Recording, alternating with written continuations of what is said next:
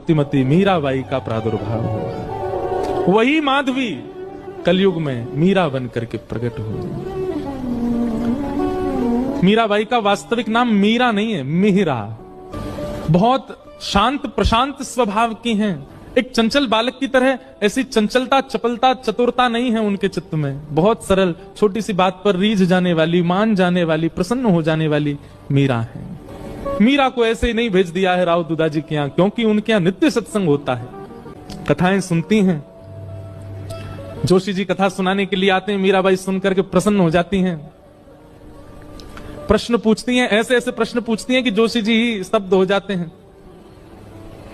मीराबाई का स्वभाव ऐसा बताया गया कि कोई पूछता कि आप कौन हो, तो मीराबाई अपना परिचय ऐसा नहीं देती कि मेड़ता नरेश महाराज राव दुदाजी की मैं पौत्री हूं, बल्कि अपना परिचय ऐसे देती हैं, परम गौभक्त संत सेवी परम सत्संगी श्री ठाकुर जी राधा माधव की नित्य लीला नित्य सेवा में प्रवीण श्री राव दुदाजी की मैं पौत्री हूं। वो कभी ऐसा परिचय नहीं देती हैं कि इतने बड़े राजा घराने की मैं पुत्री। ये गुण भागवत में लिखा है कि परम भागवत कभी भी अपने उच्च कुल, अपनी जात, अपनी आदि आदि के प्रभाव में नहीं रहता। एक दिन ढोल नगाड़े ताशे बज रहे थे, मीरा दौड़ी दौड़ी अपनी माँ के पास गई, माँ ये क्या हो रहा है, कौन सा उत्सव मन रहा है? तो माँ ने कहा, मीरा ये बारात जा रही है, एक लाली का ब्याह हो रहा है, उसका पति जा रहा है अपने परिवार के साथ नाचता गाता हुआ, ब्याह करके उसको अपने घर ले जाएगा।